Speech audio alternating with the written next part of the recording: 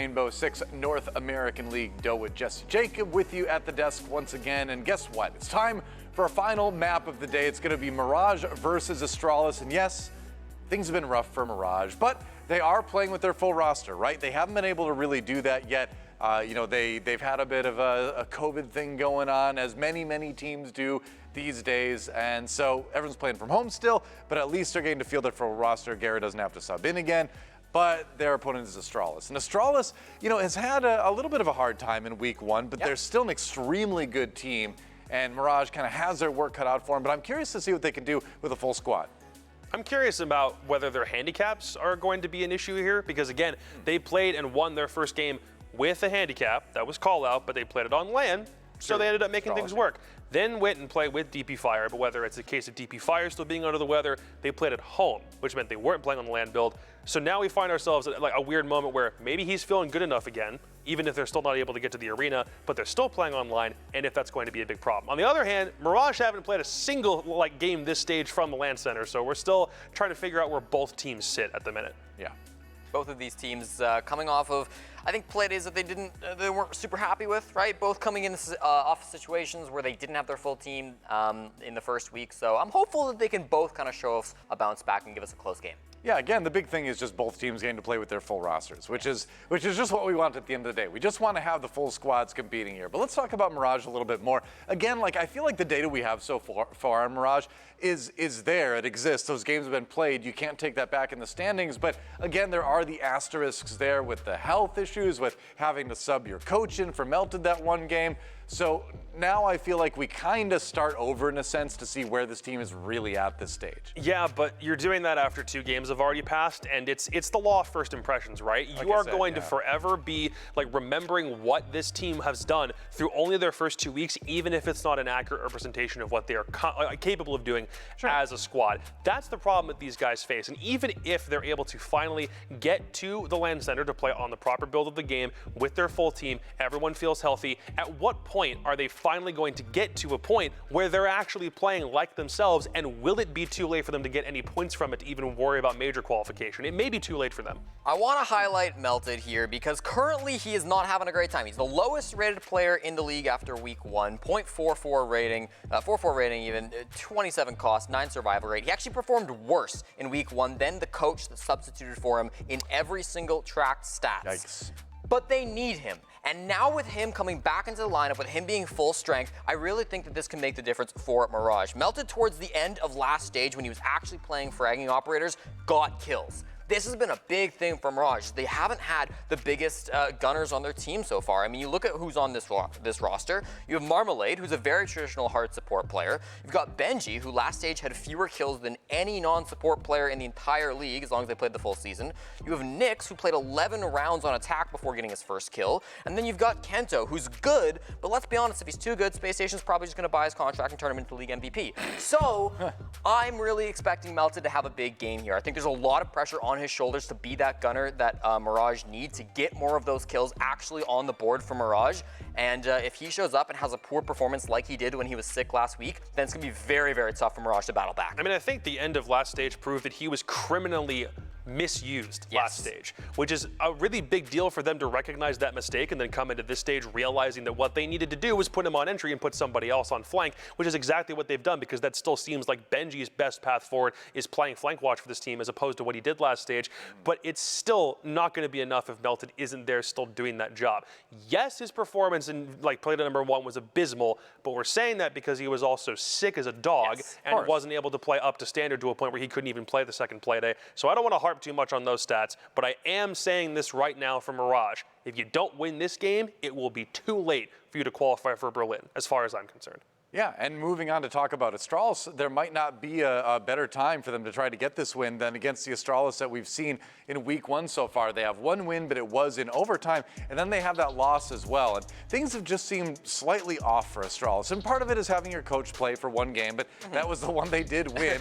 When a DP Fire came back, it still looked a little bit rough, a little bit off, like we talked about. So I'm looking for this team to bounce back and show us what they showed us at the major, which was a stellar org where anyone can pop off at any time. If they aren't going to be that team, then I think Mirage has a shot. I feel like maybe they were giving up a little bit too much ground to Parabellum when they lost that game to them without contesting them on defense. I think they fixed it a little bit later in that match, but it was maybe a bit too late. Too often it was just kind of them sitting in the bomb site 5v5 without actually enough room to to stop Mirage or to stop PB on their initial aggression. So I want to see that get fixed a little bit here today, but I do expect Astralis to sharpen up a little bit more. I think that this has been a team that has proven themselves as one of the best, not just in North America, but the entire world, placing top 2 at the major. They're coming back now. They play kind of a unique style. They don't have super strongly defined roles like we've talked about with teams such as Oxygen. So they can be a little bit unpredictable at times, but it really does work for them. I think they just had a really whack first week overall, and I think they've already understood that week has passed. They still escaped with a couple points. It's not the end of the world. They got 2. They're down at the bottom of the standings, but that's only a temporary measure given the way that the rest of the league has been super hyper competitive. They can get out of this with another 3 points. They can get up to 5, which would put them right in contention with Dark Zero and Space Station for that number 4 spot, right below PB. There's ample opportunity for them to get this, but they have to take advantage of a very bruised and battered Mirage lineup that hasn't been able to perform against anything. And I feel like this Astralis team absolutely can do it, assuming everyone feels up to speed. Yeah. I think that like one player I'm looking at especially too is Forrest. He's 7-2 on entry right now, and if he can, and he's their support player, by the way. Yeah, of course. I mean, again, roles are wild on Astralis, but if he can keep that up, I think they've got a good chance here of just rolling over Mirage. All right, well, we'll find out a little bit more about if that's going to be possible when we find out what map we're going to, and that time is right now. The bans are in, so let's check out where we're going to be playing here. Look at this, man. No Clubhouse, no Villa. If we ever find Astralis playing Clubhouse, that's a little interesting. Mirage have tried Villa several times over the past number of months and have never been able to translate that to anything meaningful. They played it against XSET just last week and got bodied on it, so they don't want to try that one again. No Border for Astralis, which that's a little surprising considering they always felt like new map pioneers, but maybe against Mirage there's something about playing more loose that Mirage will actually be able to take advantage of. That's the one time Mirage even won a game last stage was one of the times they did was against that Beast Coast team that kept Beast Coast out of the major in the first place. No Cafe for Astralis, no Bank for Mirage, given the way that we saw Mirage play Bank last stage, even if they have 2 new players, still makes it seem like that's something that they would prefer to keep out of their pocket for right now, which means we're left down to these last 3. Chalet, Theme Park, Skyscraper. Theme Park of those 3 is the only one that Mirage have managed to win on in their history. That includes all forms of their previous rosters. Chalet has been a tough one for them historically. Despite that, Astralis choose to ban it. They're not going to be so lucky as to get to play Skyscraper. AST are so good on that map, so of course Mirage will take the easy pick and go Theme Park instead. As I mentioned, 1 play so far, and it was a win. 7-5 over TSM, Playday 3 last stage. Astralis, though, also undefeated on Theme Park. They've got a 3-game winning streak, being Parabellum, Beast Coast, and then the Wolves down in Charlotte. It definitely feels like because Mirage had the call between these last 2 maps, they got one that Astralis themselves have already said were willing to play a couple of times, but it's the one where they had plenty of control themselves when they played it back in stage 1 to a point where they can reuse some of those strats again with Nyx and Kento to really make it flourish. The only question is, have Astralis' strats on this map gotten to a point where Mirage simply won't be able to break through? That's what I think is going to happen here. It's a good question. Both teams, though, of course, over the weekend, had a chance to kind of digest a little bit of stage 1, looking to see a little bit better stuff from both squads. But now it's time to predict who we think is going to win the final map of the day here at the NAL. Let's send it over to our casters first to get their opinions. Once again, it's Antero and Lynx. How you guys doing? Hello there. Hello. I actually get to make my prediction known first. We had Lynx go first because obviously I was right. He needed an introduction. And I was right. That he was. You were right. I was wrong. That would be a bounce back start. game. My gut says Astralis still, but with the way today has gone, No. the Beast Coast match, with the Parabellum match, Don't say it. with Sonic's match, I'm still going to go with Astralis. Okay. I don't honestly. Thank God. Okay. I mean, it was real close, wasn't it? But I honestly think Astralis is still that team that showed up at the major, but I mean, there's worrying signs from Dark Zero not performing up to snuff. If Astralis isn't still as good of a team because they're in best of 1s now instead of best of 3s and then best of 5, who honestly knows? But I don't have confidence in Mirage to be able to pull it out today. And I think that's really what it comes down to. Yeah, I mean, it's one of those matches where, sure, is there a potential Mirage could win? Of course there is. Is there potential that I'm going to, bet my prediction on it? No, we just haven't seen it yet. First game back with their full roster, full roster where Melted isn't, suffering full-on from COVID. Astralis is just the safer bet, and probably the team who's going to win, and that's really the beginning of the end for me. Fair enough. 2 for Astralis from our casters. We'll check back with you in a moment when the map is about to begin. Thank you very much. And it's time to talk to our analysts now. It feels like you kind of have to pick Astralis because so much is unproven about Mirage, not only in their health for their squad, but also their 2 new members in Kento and Nyx. Well, new and also returning members anyway. And that just doesn't seem to have gelled yet either. But is there anything there that convinces you to not pick Astralis? Nope. Nope. I'm gonna go. There you go. I'm gonna go with I'm Astralis. going Astralis. That's what I expected. That's all. But, all right, to Astralis. We'll see what the coin has to say. It's going to be Mirage for heads. It's going to be Astralis for tails. We're going to give it a good flip. Please go heads. It's heads. the coin just loves heads today. I don't know. Woo. I don't know. The substitute coin, the Kennedy $50 from 1999, just prefers heads. Yeah. Never got Has it over literally Y2K, never gone yes. tails all day today?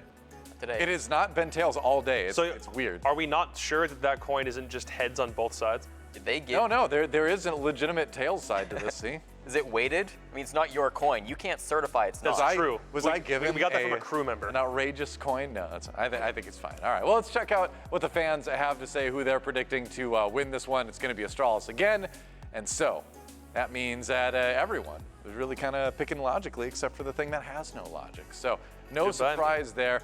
Let's look at the community poll. And the question for our last match of the day is going to be, can Mirage bounce back, or will Astralis shoot to the top again? To the stars! Well, I don't know if either of those things are happening for this particular map, but Astralis may get a win, which will help boost them up in the standings anyway. Although, upsets are fun. It's true. You never know. You never know. We're going to take a momentary respite, and when we return, the final match of the day begins. Don't go anywhere, because Rainbow Six NAL comes back in just a few.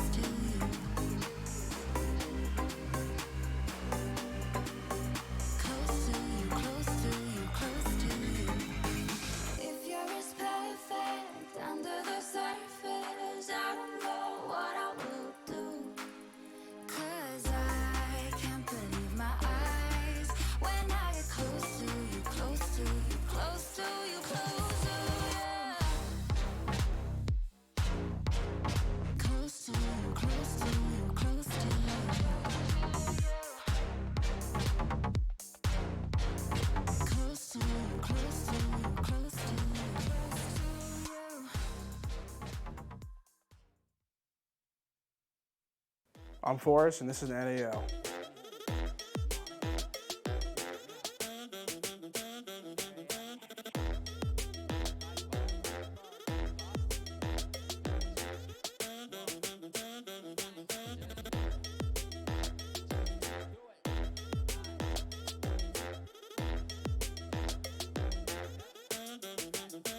Well, it's time for our very final matchup of the day. Some great music to accompany us into that matchup. Love the saxophone. I actually played the saxophone for like 2 years in middle school, but When? 2 years in. When did I ask? I'm in Terra. I'm with Lynx. He's making his second casting voyage. Here, you were brought in during stage 1 when there were a rash of absences. Like 3 people gone. Yeah. It was wild. You just couldn't make it. There was a lot of prior commitments. Let's put it that way. I had COVID, I think, when you were here. I can't remember. But anyway, he's back. I'm here. Working as actually I'm Lynx, but color commentator. Nick is off for the week. You'll be here tomorrow as well. I will. Pengu is on a sabbatical. I mean, he's doing something. is somewhere in the greater Niagara Falls region. A journey to the center of the earth. We have both Astralis and Mirage going toe-to-toe. Now, they are not playing from our wonderful facility at the Esports Arena in Las Vegas. No, they are playing from home. Yeah, they are. Because DP Fire, as far as I'm aware, still is not a free man. Instead, you have the team that COVID swept through, which is Mirage, playing from home. I think they're good to go. I think it's just Astralis. Either way. Yeah, it is. Either way, as you can see, the 4 players on your screen. Astralis finished second at the Charlotte Major. If you weren't paying attention at all during that LAN event that occurred about a month ago or so, well, they haven't exactly had the most impressive season just yet. They sit towards the bottom of the NAL standings. Mirage also at the bottom of the NAL standings. So this is what is on paper a battle of the have-nots right now, even though we know that in terms of pedigree, Astralis are capable of achieving more than they've had so far. Let's get underway with Theme Park. Mirage are literally in last. Yes. Or no, 9th. They're tied in last. And then Astralis are sitting in 7th. We don't have 9 teams anymore. 10 teams? Yep. Yes. First ban is going to be Thatcher. Theme Park right now, in terms of play rate, has been played 3 times in the NAL so far this stage. It is tied with Oregon now for being the most played map. Theme Park was added back to the map pool for people who are unaware when the map pool expanded to 9 maps. Added in Border, added in Skyscraper, and added in Theme Park. Theme Park's defender win rate is 61%. That means that you're expecting a 4-2 scoreline for the defenders unless something major changes. In terms of the bomb sites, we'll get into them when we actually get into the action. Operator bans are now all done. Nook was an operator in our matchup that just concluded that you singled out as having a growing pick rate, but also a growing ban rate. Removed from action, as is Azami. They are no more. Yeah, I asked Jesse before the game started. I said, Jesse, it's Theme Park. Do you think Azami's going to get banned? He said, yes. And she's banned. So that's actually pretty crazy. Wow, what analysis. If you thought that was good analysis, you'd be the only one. No, but seriously, Theme Park, out of really all the maps in the pool right now, has probably had some of the most impactful Azami play, or at least one of the positions that I think of the most. And again, this was also something Jesse and I briefly talked about. On the upstairs floor, inside of Cash, or next to Dragon, they just play that long hallway. They'll keep barriers, create deployable shields, block off windows. Big position for her to play. Can't do that anymore because she's off the board. Also taking off the Nook, this is a map where, if you remember last week, Gunnar had a pretty cool ace where he, I'm not joking, if you didn't watch it, he crouch walked from Gong to Lab and took site. So, needless to say, this is a pretty... It's quite the journey. It is quite the journey. Not to the center of the earth, but across the entire map. I wonder if he'll find Pengu on the way. Maybe he will discover where Nick has gone. Pengu's actually hidden inside of Throne Room right now. If you look closer, you might be able to find him. Wow, that is really incredible. Either way, very first bomb site is going to be Throne Room downstairs. I promised you that we would get into the win rates for both the attackers and the defenders. And by Jove, would you not look at it? Armory Throne Room, the bomb site that Astralis are starting out on, has an 83% win rate for the defenders. It's been played 12 times. That is quite the statistic. Some abnormalities that we see right now from Astralis. Number 1, Capkin is not an operator who has a steady pick rate, and yet Iconic is bringing him out. Those 5 EDDs can go just about anywhere that they want, and multiple can go on a single door frame or window. Additionally, we have an Ella with a shotgun. This is not an operator that we see all the time on this bomb site, and Astralis are spread out all over the map right now. And to be fair, if any player on Astralis were to run Ella shotgun, I would think it would be Forrest. If you just approached me and told me to take a guess, I would have said Forrest, and what do you know? He's the one playing her. And you talked about Astralis being spread all over the map right now. One position that we're looking at right now that might face a lot of tension is Iconics on top of Arcade stairs right now. 3 players currently stationed outside of Arcade window, but they've not taken a step inside of it yet. Shuttle might be close by. Given Iconics' position the last time we saw him, he's in a prime spot to take a fight with either Kento on this window or anybody pushing into Cafe. Oh my, you not just realized, Parker? Mirage have 1 drone left. That's it. Only 1 remaining, and Melted capitalizing off of it either way. And that drone, by the way, in the back pocket could have been for Twitch, too. Look at this killing Astralis, just eating Mirage alive. 3 players from Mirage wiped off of the map at this very early junction. Yes, Iconic did technically die first, but I think Astralis came out ahead of that exchange. It's just Benji and Kento now. That's it for Mirage. Just a little bit over a minute to go. So still time for Mirage to get on in, but they don't have any hard destruction. Still tons of utility. 1 air jab, both nades, 3 flashes, and 2 adrenal surges. Means that there's potential for Mirage, but it's going to be tough.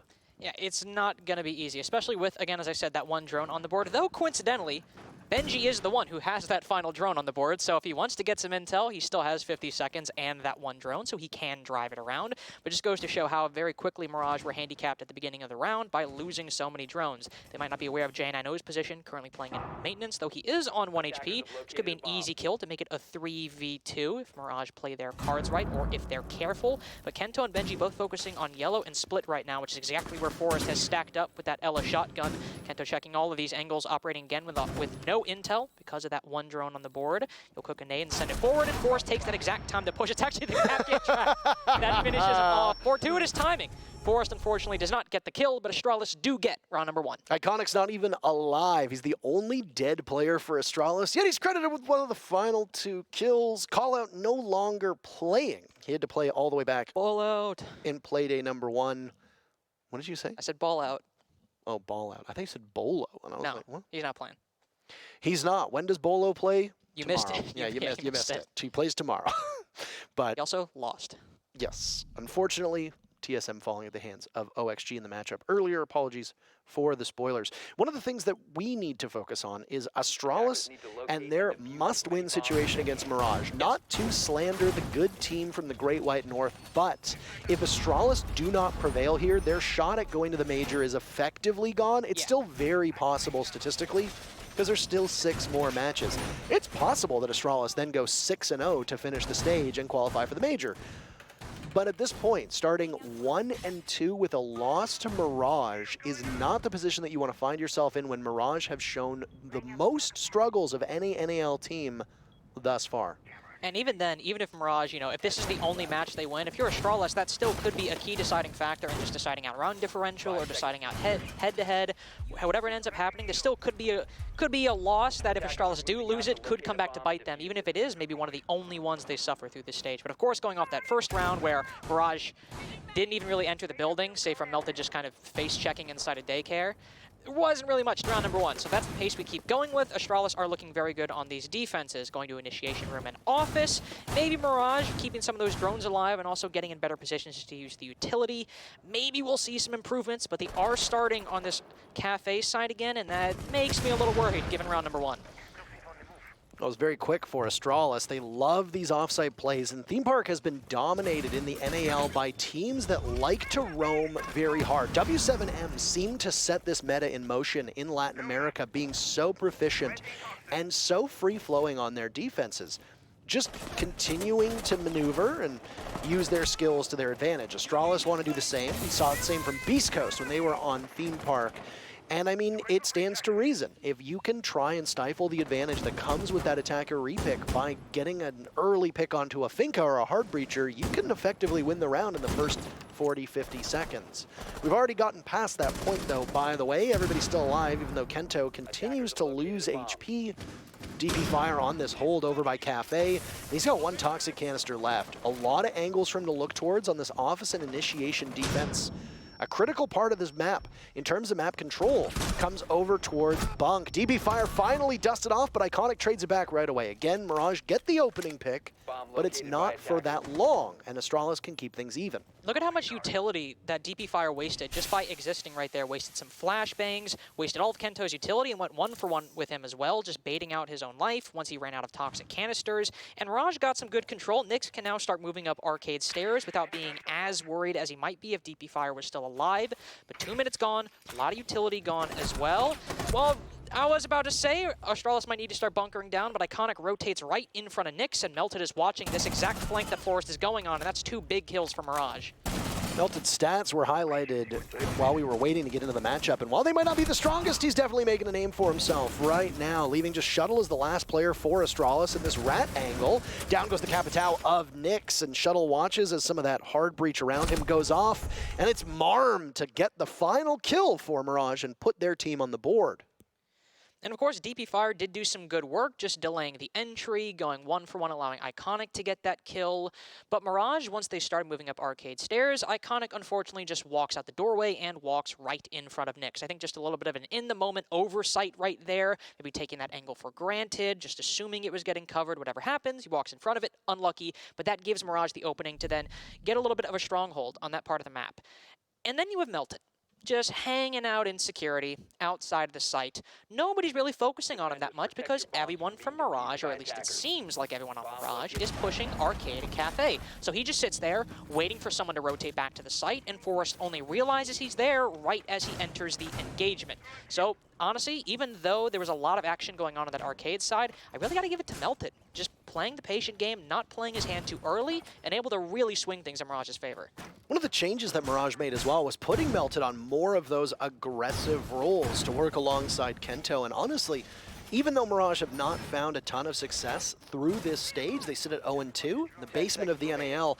I honestly think there's far more promise with this roster here than what we saw from them in the previous stage. I agree. And I know that we've dunked on Nyx a couple times and memed on him for not exactly having the best re-entry to the NAL.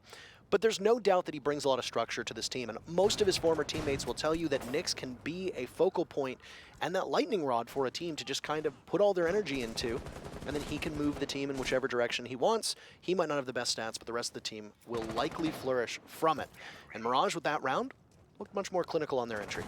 And that's one thing Mirage, of course, one of their problems last stage you talked about, leadership and structure. Marmalade would go in for plants and just nobody would be covering her when they would need to be. On a site like Lab, let's say you want to hop in through that window, you need to make sure you establish vertical, which of course will be Nyx's key opportunity, have someone watching the window as well. This is a site that if you want to go for an execute and get the bomb down, you need to have all of your angles on lock through that vertical and of course through that horizontal as well. So definitely a site in particular where that leadership will come in handy. Of course, if they also just want to focus on the roam right now, take down Shuttle and I believe Forrest upstairs, they will certainly have their work cut out for them as they're playing these same positions and are probably not as eager to give them up as they were last time. Forrest underneath the hatch, drones going in. You talked about Mirage in that very first round, only having one drone left. Well, now they're down to 2, and there's still over half of the round to go. There's a mute on the board, so that'll likely be suffocating Mirage's entry with that intel, but still not exactly where you want to be with the information game being as crucial as it is these days. Flash goes in, and EE1D comes out. Not a lot gained from it from Mirage as they continue to work on that Cafe presence. Down goes Nyx, his entry thwarted by DP Fire, and now Melted's the one under fire, and he gets swung on by Iconic. That's the King back in action. As over towards Lab, Iconic will go, the bomb site. The target for Mirage, but they've lost 2 players in the process. And again, now only one active drone in the hands of Marmalade, who, to be fair, if your hard support has another drone, that's exactly who you want to have it, especially with Kento and Benji on the board, especially Kento on that Finka. But you lose players like Melted just walking in a Dragon, trying to find an opening, gets caught completely off guard by Iconic, probably because he's not only working off of late intel, he's working off of no intel. All you have now are these EE1Ds, and it gets Benji 1 kill and gives his team some more info at that. But now you're in the 2v4, you're struggling to find an opening inside of the site, and there's still some players off, and unfortunately, Benji gets a little bit ahead of himself. No leadership means he walks right into Kento's LMG and walks right into another victory for Astralis. Right as I'm praising Astralis looking more composed and more centered with Nyx, they get slaughtered yet again by Astralis. And this is the second round where they have, in Mirage's instance, had some serious problems droning and some serious problems getting information down. If you're going to be throwing drones at the problem, you should have somebody there to back them up. And right now, when we look at Mirage through these 3 rounds, we're noticing that they're very low on information. They lose their drones early on, but there's nobody capitalizing off of it. It's fine if you lose a drone, but then you either flush out a defender, or you open up a wall, or you get rid of some utility, or even get a kill. But that's not what we've been seeing. We see Mirage droning, losing a drone, somebody goes back on drone, they lose that drone, and now you've gained nothing for it, and you're still outside the cafe door, wondering where around bunk is the defender sitting. And I think round 2 is actually a really good example of that, because even then, when they were able to seemingly get a solid, or sorry, round number 1, when they were able to get a solid entry, Melted just walks right on in, and he just ends up dying anyway. And even in initiation as well, round number 2, you just have Kento sitting outside a window for a good portion of the time and waiting for the opportunity to be given to him. Going back to Throne, this was the first round where we really saw the information woes for Mirage start creeping in. Here, they're at least changing the lineup a little bit. We don't see Twitch coming through, so they'll have, the full 2 drones on the board, at least the 2 normal drones, no Twitch drones to worry about, but specifically Melted is on Amaru and Benji is on Dokkaebi. They might be trying to clear this roam and get some control without even having to worry about gathering intel too much. Well, we are only 15 seconds in, and during the prep phase at least, Mirage didn't lose any of that information. This is a good point for us to fixate on, and I have no doubt the analysts will talk about it too, because they get that top-down view to see exactly where these drones are going. Mirage are scouting in, and again, nobody is following it. There's nobody who's entered. You've got a drone over towards Bunk, you've got a drone over towards Yellow Stairs, you've got logic bombs coming out, but nobody's made their way from Mirage into Cafe. Nobody's made their way towards the arcade stairs. Nobody's made their way towards arcade window. And it allows Astralis to hold this critical avenue while you've now lost those 2 drones from Mirage. Melted has gotten some good control, but at the same time, Astralis accounted for it. They thought maybe somebody would try to repel into break, get a very nice spot that would, well, make Shuttle's position right there extremely difficult to play, and they barricaded it. Said, okay, well, if you're going to push that, we will know that you're there. The Iconic will now go back to retreat, but Melted has initiated, and a C4 on the opposite side of the unreinforced wall takes down the very player you were hoping would make the roam clear a lot easier. Melted on that Amaru, knew exactly that there was someone nearby because the logic bomb's going off. I don't know if Iconic had that same information. Maybe that was just a rotate Nitro Cell. We don't actually know the intentions behind it, but a good read by Iconic either way. Astralis, after forfeiting the opening kill in the first 2 rounds, get first blood in 3 and now 4. They're back on this thrown bomb site. Again, the stats for the bomb site, very dire for the attackers. It's one of the most defender-sided bomb sites in the entire game that has more than just a small sample size on it. Mirage have had to burn 2 adrenal surges now, and an exothermic charge is going to come off. And Nyx waits for a rotate down Dragon, as it seems like Mirage being a bit more patient and a bit more thorough this time. They are, and to be fair, well, I was going to say it is a little bit more manageable, but Kento will start marching up the Yellow Stairs. Brings at least 1 kill under their belt, but I was going to say there was only 1 Astralis defender on the site. They started to move over towards Yellow. That's a spot where you don't need to have the man advantage nearly as much, say, if you're trying to move in to Throne from maintenance. Now that it's even, now that they have this wall open, and now that Marmalade is getting into the fray, things have suddenly shifted for Mirage, and now they have a good opportunity to move in and get this bomb down, but they need to watch Yellow. The whole site is wide open, and the retake from Astralis needs to be very thorough, and it seems to be working out. So Mirage was baited into the bomb site with waiting arms from Astralis, and now seeking shelter by Split. The diffuser looks to be planted by Kento. He aborts the first time, the drop will go in, sticking it. Pros don't fake at all. Astralis need to reposition over towards Throne, which is exactly where it is. Kento has so many bullets to deal with this problem. A nade goes out just to try to do some area denial. 88 bullets remaining for Kento, but J9, a beautiful shot from downtown, effectively. That's not a duel you want to be losing, no matter who you are. Astralis allow Mirage to take map control, and it seems like a victory, but it's a Pyrrhic one at that. And immediately, Astralis on the retake crushes the final 3 players, and they're now up 3-1 on their theme park defense. Yeah, and it seemed like, I mean, obviously Mirage thought so as well, that site was wide open. I mean, there's only 1 player on there. There's only so many avenues that the defense can rotate back down. You just have Nyx watching Dragon, have someone watching Yellow as Marmalade goes to open the wall. This should be good. And what do you know? You also get someone who's rotating back. You also get the person inside of the site. That should be all well and good. But once we get down to that 2v3, the 2 players that Mirage lost earlier really starts coming back to bite them, because you can only watch so much. You have to decide, okay, do we want to watch Dragon and Yellow, or do we want to watch maybe the Hatch inside of Split and give up one of those rotations? But at the same time, if you're watching, the Hatch and a staircase, you're not watching inside of the site where somebody might already be, and that's where that lack of intel, where the drone count wasn't as bad, but it's still starting to get late. You're starting to get into this execute stage, and you can't sacrifice anybody droning. Mirage losing those 2 players really hampered their ability to even make decisive actions later on. Right, and I mean, they had what? I think they had 6 drones remaining in total. It was about that, but again, you don't know the exact count of who is still alive and where those drones are situated, right? The defense from Astralis allowed map control to go to Mirage, and they spend so much time focusing on that bomb site, right? That you don't have the time, as you pointed out. If you've got a Thermite who needs to get the wall open and then get the diffuser down, it's likely that Thermite might still have 1 drone remaining. You can't do anything with it because you have the focus on the execute. So again, as we talked about in rounds 1 and 3, Mirage lost a lot of drones. Round number 4, they might have had a lot remaining, but you can't exactly get the most use out of them and utilize that information that comes with them. Either way, Astralis picking up at least 3 rounds in this first half. For Theme Park, that's about what it needs to be at very minimum, exactly. Again, we'll remind you, this is 61% in favor of the defense so far through the stage of the NAL. So if you are not racking up the numbers on your Theme Park defense, you are in trouble unless there's some seriously funky bans going on.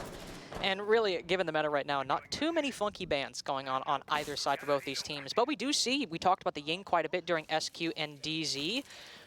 We have right here, we have Marmalade coming in with that Ying to try to mix things up for Mirage on the attack. Maybe find a way to take down DP Fire without going 1-for-1 and take something a lot more solid in the early round. Kento is, of course, playing his normal position on Arcade Window that we've seen him do time and time again so far, so unsurprising there. But how they deal with DP Fire behind the shield and whether or not they let him waste a whole 30 extra seconds for those toxic canisters on top of him just normally playing there, that's the area we need to see improvement on. Drones have gone in, but not the usual suspects. These are Rotero drones, and finally one will meet the shield that it was intended to blow up, and that gives DP Fire less coverage over towards Cafe. This is a bunk defense. This is the first time that we're seeing Astralis go here.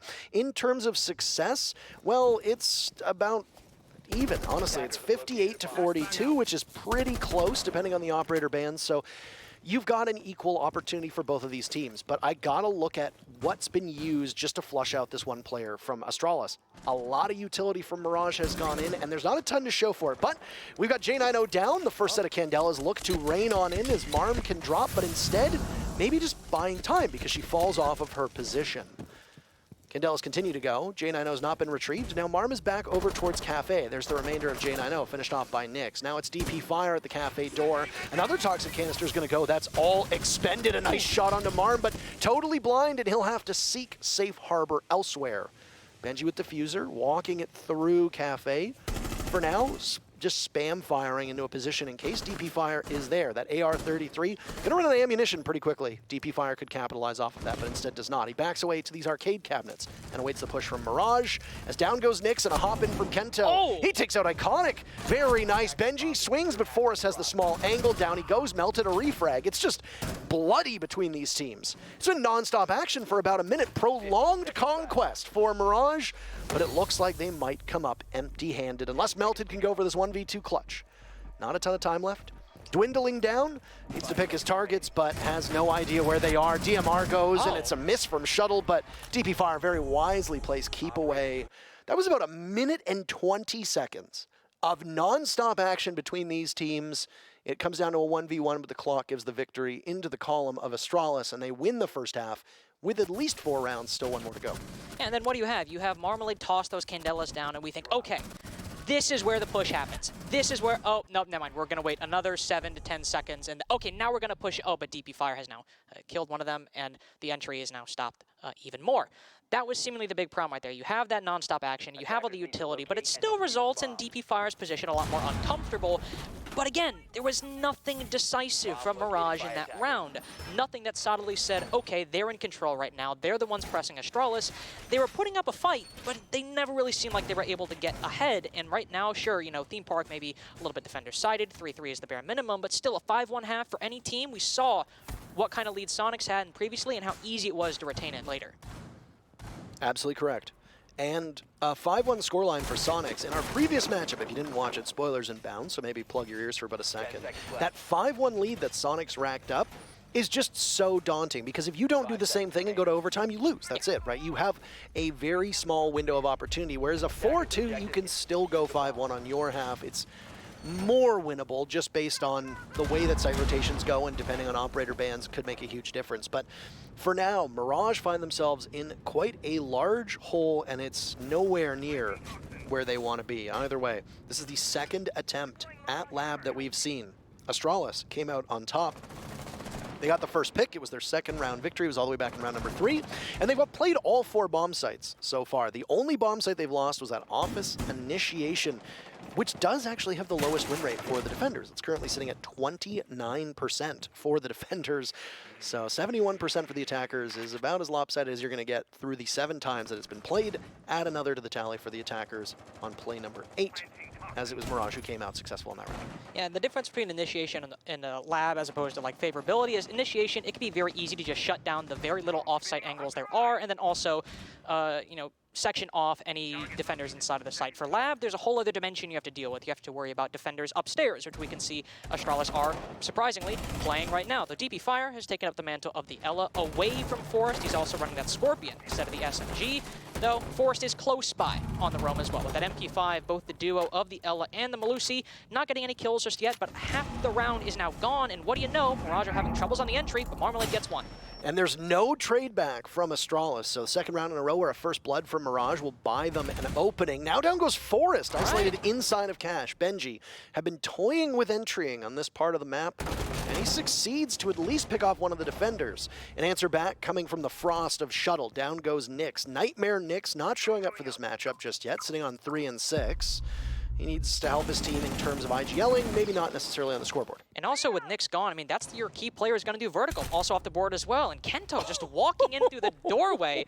Jane, I know, silently takes him down. And, well, I guess that's your Finka gone, but again, no intel. I mean, to be fair, you've got 4 drones remaining from Mirage. They haven't exactly had the most success droning that we've seen through this matchup. And you got a rat angle being held with 2 rotates over towards pipes and then leading out of there as well.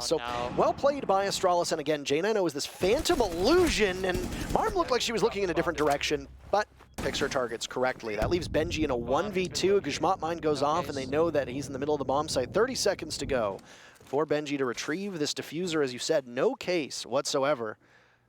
Right now, Astralis is holding from above. Benji firing towards the stairs. He'll have to grab hold of that diffuser, but it looks like it's a 5-1-1/2 for Astralis. Excellent spot for them to be in. Even if there are 2 weak bomb sites, that might be enough for Astralis to push themselves to the edge. But Benji's been going for kills. He retrieves the case, and now this diffuser going down. Again, Astralis have conceded this bomb site, and by ceding it, they'll retake. It's DP Fire. Oh, no! Gun down, but Shuttle's there as the insurance policy. That was a close one. You can exhale now. Yeah, that was... You can exhale. It was a tight play, but Shuttle comes in so clutch. And that's the first half. Astralis, 5-1, mirroring the matchup that we just saw. And again, in a match that Astralis absolutely need to win if they want a shot at going to the newly announced Berlin Major in August. They got to topple Mirage, and they are 2 rounds away from doing that. And I will say, I'm not going to lie to you. When I saw both the remaining 2 Astralis players line up with Shuttle already on 1 HP, and Benji's able to get off the plant, I was like, oh no, this is not going to end well. Thankfully, Shuttle is able to trade that one out, but that was way too close for comfort, especially with Shuttle being on 1 HP. But also, there's really not much to say there. I mean, Mirage had a solid entry. Astralis were playing very aggressively. They didn't even really need to drone all that much. If they just wanted to take those fights, it can be difficult, but if you're just able to win those 50-50s, you come away with a man advantage early on. Then at that point, where's the mid-round intel? Where is it? I don't know. I don't know where it was. I mean, Astralis actually played that perfectly. We see teams where they line up, right? And the vector variant that Lion uses can easily chew through 2 players, and especially, as you pointed out, with Shuttle being on such low HP, a single bullet from either that or his sidearm, unless he hit the Gon 6, would have felled him. I mean, the Gon 6 could have potentially killed him as well, but either way. They played it smart. Astralis went in, and one went to the left, one went to the right. The Lion picked the target to the left, which was actually the correct target to play because you had more HP on DP Fire, but you couldn't turn around at the same time. And it's why we like to highlight when teams hold those crossfires, those pixel-perfect crossfires where one's on the left side of the doorway and one's on the right. There's no way in any world you're hitting both of those targets. First half in the books, by the way, we'll do the tail of the tapes. Mirage getting first blood 4 of those rounds, but 2 of them, Astralis answered back immediately. So really only 2 uncontested opening picks. Same with Astralis, 2 uncontested opening picks. Mirage got 2 diffusers down, and that was it. I mean, they won neither of those rounds. Nice shot from Kento as we finish up this summary from the first half, and Mirage now doing their best Astralis impression, gutting down the members of Astralis as they try to walk on in. Mirage capitalizing off of that, and just not enough for Forest to tag the Mozzie of Kento, who is continually at half HP. Every time I look up, Carter, He's at half Yeah, HP. Kento likes to get in his fights. He likes to get in his engagements. He likes to take gunfights. Unsurprising. I'm also glad you didn't let me talk, because I was about to say, and let's look at Astralis' early round. I bet it's going to be so much more clinical. So Iconic... I saved you from yourself, You did, yeah. So Iconic, Amaru's in a break room, I assume, and dies, which, to be fair, is like, that's kind of how that position goes half the time, so unlucky.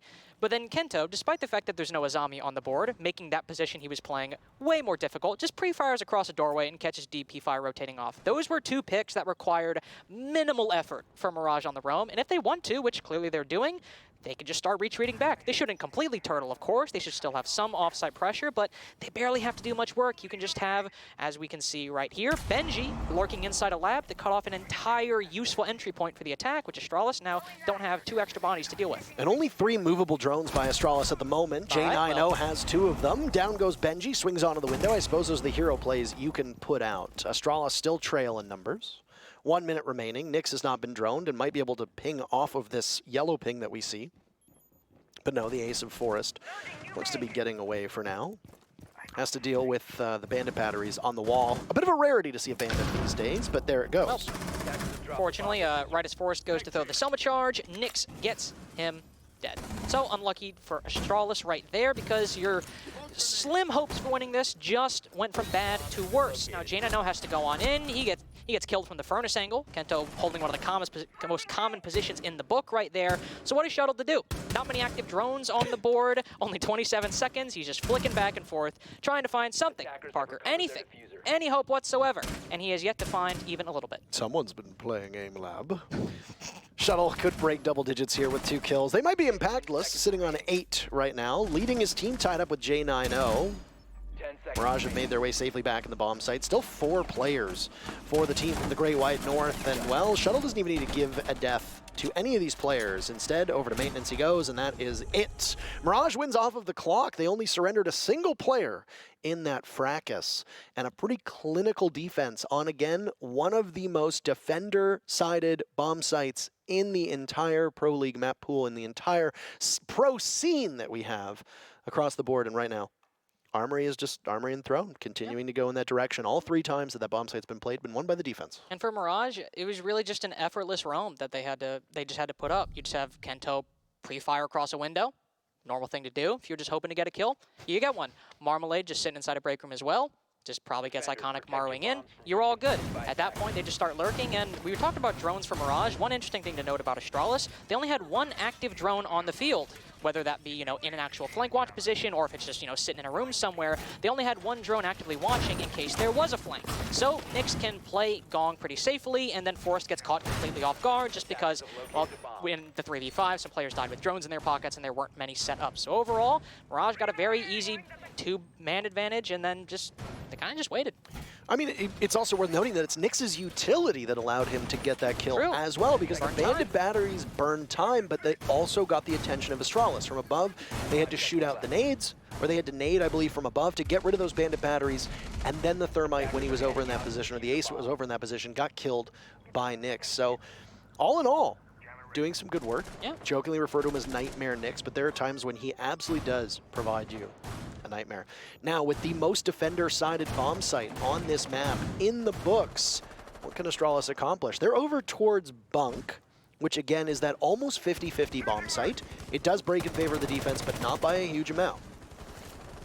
Now, not by a huge amount at all, and typically when we see teams go for the attack, at least generally on Theme Park, they tend to prioritize that cash side, and it usually has a lot more success. Because as you saw from Mirage, if you try to attack from Arcade and Cafe, it's a lot of sitting outside and hoping your utility or your guns can do the talking, whereas if you go from cash, it's a little bit more, there's at least more of kind of a step-by-step process you can look at and move forward well.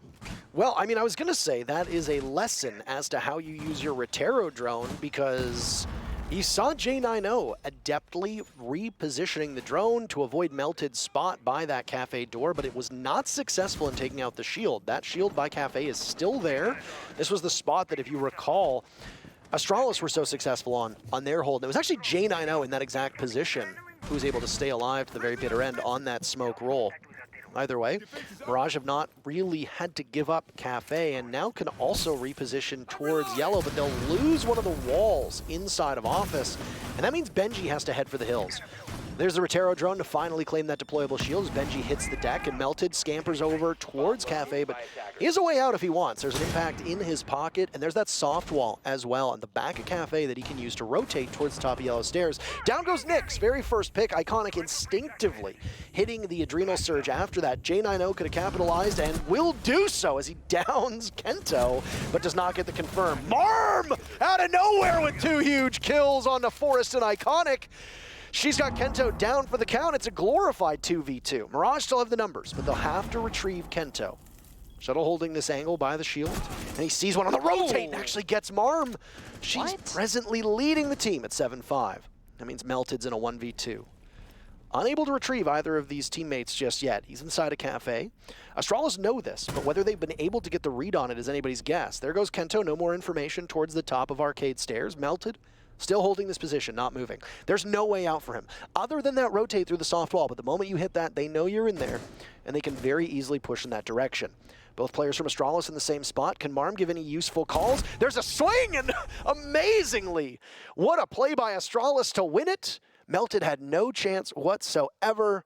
Mirage burned their time out now as they sit staring down match point for Astralis. I think it's a good time to take tactical timeout because it takes 7 rounds to win the game, and we're almost to that amount. So good time for Mirage to just take a step back, contemplate what they are doing wrong, because that round seemed like it was going to go their way. We saw a lot of waiting for Astralis, but waiting for the moment to strike, because while we saw Iconic and 1 or 2 other players, I believe 1 other player just sitting on the Arcade and Cafe side, we had the rest of the team coming in from Cash and starting to slowly but surely put pressure onto the players playing on top of Yellow, outside the waiting double door, and inside of the site as well. And once that happened, and once Iconic was able to get that first pick, Astralis say, okay, Arcade Cafe players and anybody who wants to or is in a good position, who thinks they can make a play, let's start moving on in. And Mirage are able to answer back pretty well, especially Marm just able to make what really should not have been a 2K with how many players are pushing her, somehow escapes alive. Excellent work overall, but it was just one of those things where I don't honestly think they did anything wrong necessarily. Sometimes the round gets away from you, and I think that was one of those cases with, not a lot of intel for either side. I would have loved to have seen that very first pick from Astralis, too, that we saw from, I believe it was Iconic on the Thinka, got the pick and then immediately hit the Adrenal Surge. I would have liked to have seen what that did for opening it up, because then Astralis immediately repositions. They go for the backup bunk, and they come in the kitchen. They get gunned down right away. That's where Marm gets the 2K, and in her position, she was able to hold off for quite a while. But then Astralis just played it well, and we see this time and time again. I mean, this is what we'd like to see out of Dark Zero, by the way, after what they did in Charlotte. But time and time again, even though there's some underperformances right here, the 2 players on Astralis right now who usually top the boards, both Forest and Iconic, are not having great games. They're both underwater at the moment. They're being carried by J9O and Shuttle, who are more of your utility players, who are not necessarily the 2 who are going to be in positions to get those opening picks. And there's been a bit of jostling for roles from Astralis, and they go back to a little bit more of the norm, but ultimately, the depth of this team is what helped carry them to second in Charlotte. And now they are once again showing against Mirage, a different opponent than against Dark Zero, and Astralis obviously didn't beat DZ in Charlotte, but Astralis still showing that they've got some flexibility and depth and can play the mid-round so well. One thing to worry about here, we talked about the statistics for the sites earlier. Mirage, on what could be their final attempt at a defense, have decided to go Initiation Room and Office. As you said earlier, one of the lowest rated site for the defense on Theme Park. And I mean, they're holding it in the normal way you would, place a couple players over by Arcade and Cafe, but Astralis in particular have quite a few operators to deal with this. And utility, they still are running J9O on that Flores, but if they want to go clear out that roam via kills, they have the Jackal and the Dokkaebi to aid very well on a full clear of the map if they want to do it. Though, the one thing I will say that might be going against them, only 1 set of nades for Shuttle. Those will find somebody on the roam and they can't get in the building to take gunfights. That could certainly work against them. Absolutely. Both logic bombs have gone off very quickly. We're only a minute into action, and one of the best assets that the attackers have at figuring out the location of the defenders, both expended. There's no Lion for backup. It's just going to go off of Jackal's Inox track to see where the feet are, and there it is. Iconic hitting that visor and knows somebody's very, very close. Right on the trail, and there's information for the attackers. So you know where the Jackal's coming from? There's a platoon of drones now going through bunk to assess, is there a defender playing over in this position, or do Astralis have clear passage on the west side of the map? The answer, they have clear passage, and we'll now open up some of the walls from inside of this kitchen component and look into initiation. If there's a tight angle to be played here, they will try to find it. Rotero drone goes out, just misses Melted, and we hit the 1 minute mark. Do or die for Mirage as Astralis do sit on this match point, and there's no timeouts, no grace period for Mirage to get back into this game.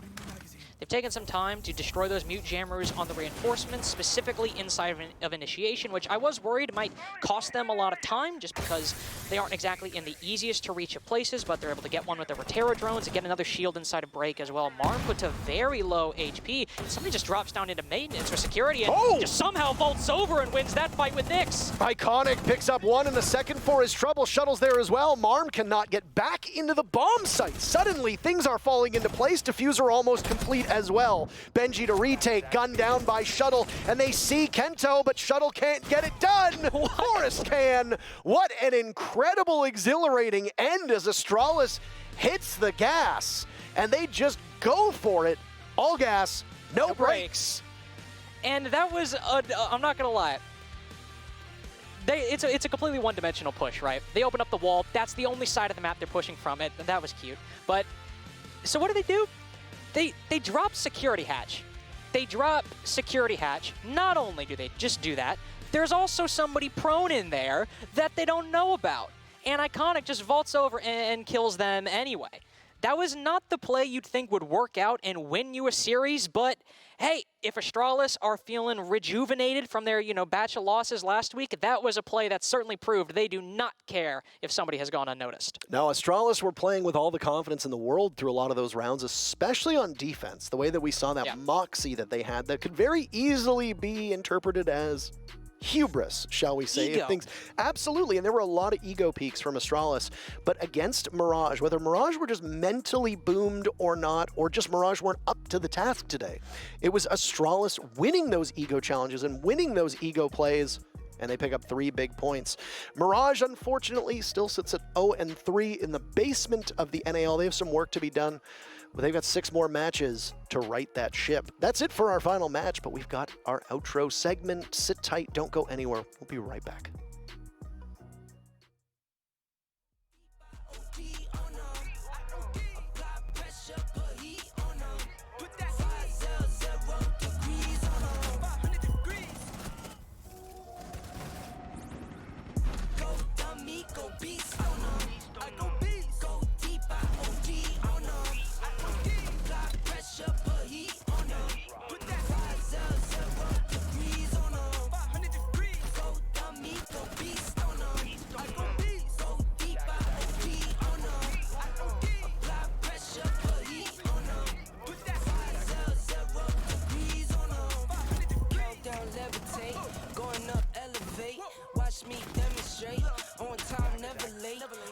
Celebrate, no pump fake, hesitate. I've been scoring every day. Champagne Perrier. Since 9-3, been in the box, now I'm stepping up to home. Like straight out the sandlot, now I'm plotting on the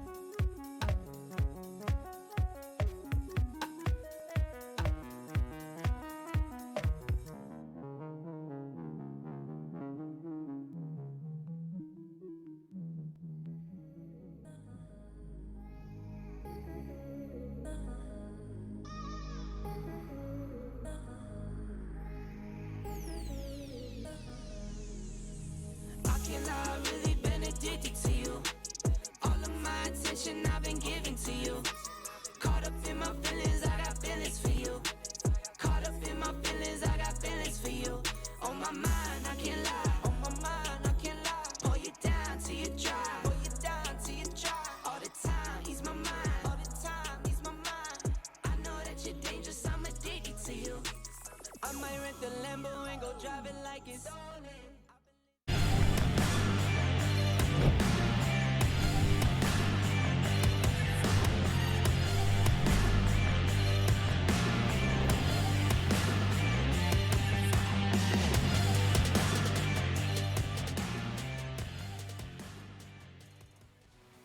Oh, we're back. Well, at least the coin likes Mirage, right? It's picked him every single time. Unfortunately, Mirage has yet to find a win here in NAL Stage 2. That said, Astralis, doing what they needed to do, right? I mean, if you're going to make a run similar to what you saw in Stage 1 from Astralis, they needed to win this one, and they needed to kind of make it look easy, and I feel like they got that job done at least. Yeah, I mean, Astralis looking nice on their performance back. Week 1 was a bit rocky for them, but I thought we saw a very proficient game from them today.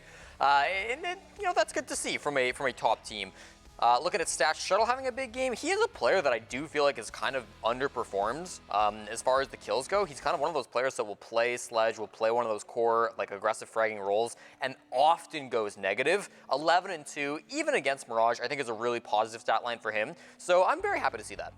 Man, this Mirage team is terrible. Okay. I'm sorry, dude. Okay. I don't. There's no other way to mince words about this. We're 3 play days in. I know.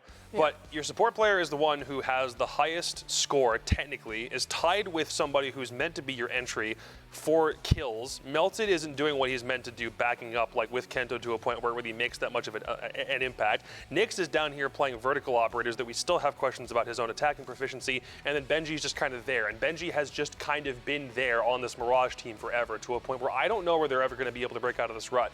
Yes, we knew Astralis was going to win. Yes, we knew it was going to be dominant, but I still look at this Mirage team and question where the hell this train was meant to go. What station are they at? How far away are they from getting there? Because it's not there yet, and I doubt it ever will at this pace. I mean, I think the positive is that, we're still only week 2. There is time for Mirage to improve. They're obviously not making top 4. I mean, that's pretty unrealistic at this point, but I do think there's possibilities for them to start winning games at least towards the end of the season. Start looking competitive. Yeah, I think it's possible. I think they have the ability to improve. Which ones? Let's go back and I think they could beat Sonics if they improve. I think they could beat Dark Zero if DZ continue on their trend. I think they could beat Beast Coast.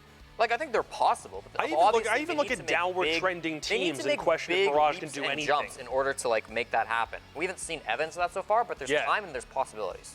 All right. Well, we have a little bit of good cop, bad cop going on with the analysts. But the thing is you're both right, in my opinion. And I'm not just saying that. I'm not just saying that. Thanks, I'm saying that because there is a chance that things could get better, but you got to call it like you see it right now, and it's not good, right? If that makes you feel bad as a Mirage fan or as a Mirage player, something like that, well, win games. What more can you say, really? I mean, and results are the only thing that really speak here. Sure, the possibility is there that they will improve, right? I mean, we know there's talent. You don't get to NAL without being a good Rainbow Six Siege player. That is obvious. Yeah. But once you're here, you gotta make it happen. You gotta put the skill in the game. You gotta make the games happen. Let's take a look at one round in particular. Obviously, Astralis, kind of had this thing through and through pretty much all the way, but we want to actually talk a little bit about point of improvement for Mirage, something that they could look at getting a little bit better at. Lynx touched on this quite a bit during the cast, but the droning was not ideal. Jane, I know, completely just playing a rat spot there and not getting caught at all. This was a big problem throughout the entire first half. Mirage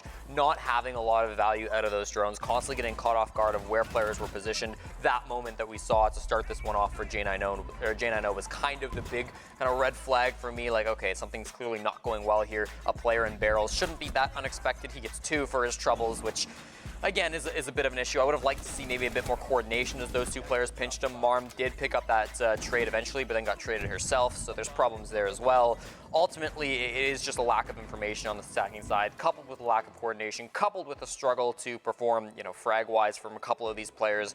And there's a lot going on here, but ultimately this was one point that we wanted to hit home and one thing that maybe we will see Mirage improve upon as the stage goes on. Here's something that I've noticed. Anytime I get criticism about something, I always wish it were constructive, and I always want there to be some way forward or something hey, maybe there's an improvement to be made in X position.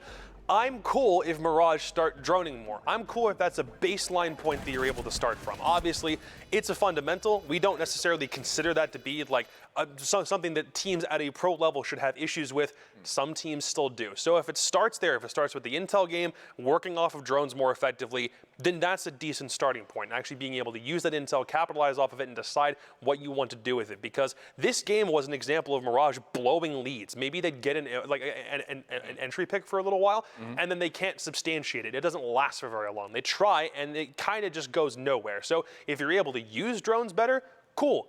That's a wonderful place to start from, but you got to carry that into something else. And Mirage were not able to capitalize almost any time they had opening frags today. Yeah, absolutely. Well, not much more to say about that, really. Mirage getting bodied by Astralis, but that's kind of what we all expected. Astralis moving on. They needed that win, too. We talked about that, one overtime win, one loss already going into this one. They needed a win in regulation. That helps them in the points